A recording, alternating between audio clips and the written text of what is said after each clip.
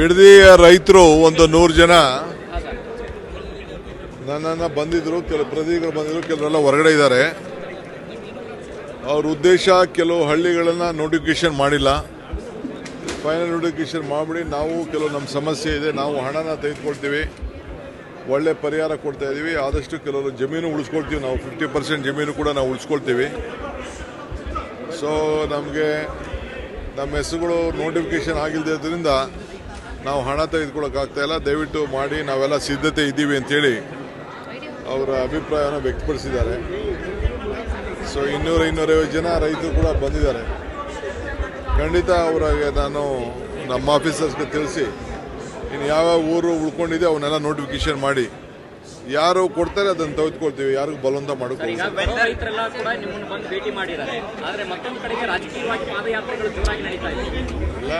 ನೋಡ್ರಿ. ಅಲ್ಲಿರೋರೆಲ್ಲ ನಾನು ಲೆಕ್ಕ ಹಾಕ್ಸ್ಬಿಟ್ಟಿದ್ದೀನಿ. 160 ಜನ ರೈತರು ಮಾತ್ರ ಅಲ್ಲಿದ್ದರು, ಮಿಕ್ಕಿದವರೆಲ್ಲ ಚನ್ನಪಟ್ಟಣ, ರಾಮನಗರ, ಮಂಡ್ಯ, ಮೈಸೂರು, ತುಮಕೂರು ಅಲ್ಲಿಂದ ಬಂದಂಥವ್ರು.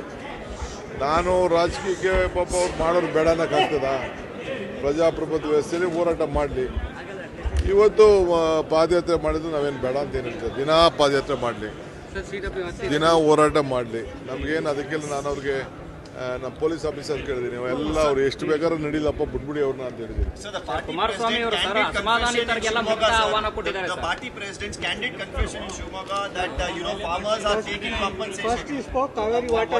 Of course, it is a fact. Whatever Mr. Vijayendra has spoken is true. Farmers now also you saw all the farmers wanted to take compensation. It is true. And see, when when BJP government was there, when 11,000 acres, 10,000 acres, 1,000 acres farmers took, BJP gave them money. Why did not Kumaraswamy shout at them? Why did not other people create problem? ಈಗ ಇದು 9,000 ಚಿಲ್ಲರೆ ಎಕರೆ ಇತ್ತು. 1,000 ಎಕರೆ ಅಷ್ಟು ಗಾಲೆ ಜಗದೀಶ್ ಶೆಟ್ಟರ್ ಇದ್ರು, BJP government ಇತ್ತು, ಆಗ ದುಡ್ಡಂತೂ ಕೊಟ್ಟಿದ್ದಾರೆ. ರೈತರು ತೊಗೊಂಡ್ರಲ್ಲ, ಆಗ ಯಾಕೆ ಇದನ್ನು ನಿಲ್ಲಿಸು ಅಂತ ಹೇಳಿಲ್ಲ, ಇವರೇ ನಿಂತ್ಕೊಂಡು ದುಡ್ಡು ಕೊಡಿಸಿದ್ರಲ್ಲ ಅವ್ರಿಗೆಲ್ಲ. ಅದು KDBಯಿಂದ ಅದೇ ಈ ನೋಟಿಫಿಕೇಶನ್ ಆಗಿ ಜಮೀನು ಬಗ್ಗೆ ದುಡ್ಡು ಕೊಡಿಸಿದಾರಲ್ಲ, 80 ಲಕ್ಷ 90 ಲಕ್ಷ ಕೊಡಿಸಿದಾರೆ. ಯಾಕೆ ಅವ್ರು ನಿಲ್ಲಿಸಲಿಲ್ಲ? ಅಸೆಂಬ್ಲಿಯಲ್ಲಿ ಚರ್ಚೆ ಮಾಡಲಿ, ಅದೆಲ್ಲ ನಾನು ಮಾತಾಡ್ತೀನಿ. ನಾನು ಈಗ ಪಾಪ ರೈತರುಗಳು ನಮ್ಮ 2-3 ನೋಟಿಫಿಕೇಶನ್ನ ಬಿಟ್ಬಿಟ್ಟಿದ್ದೀರಿ ಅಂತ ಹೇಳಿದ್ದಾರೆ. ಅದನ್ನು ನಾನು ಕೇಳ್ತೀನಿ, ಎಂತಕ್ಕೆ ಬಿಟ್ಟರು, ಏನು ಬಿಡಲ್ಲ, ಯಾವುದು ಬಿಡ್ತಾ ಇಲ್ಲ. ಪಾಪ ರೈತರಿಗೆ ತೊಂದರೆ ಆಗಬಾರ್ದು ರೆಡ್ ಝೋನಿಂದ ಅಂತೇಳಿ ಅವರೆಲ್ಲ ಬಂದು ನಾವು ದುಡ್ಡು ತೊಗೋತೀವಿ, ನಾವು 10 ಜನ ಅರ್ಧ ಉಳಿಸ್ಕೊಳ್ತೀವಿ 50% ಅಂತ ಪಾಪ ಖಾತರಿಯಿಂದ ಬಂದು ಕೇಳ್ಕೊಂಡ್ರು. ನಾನು ಅಧಿಕಾರಿಗಳ ಹತ್ರ ಮಾತಾಡ್ತೀನಿ. Today will do.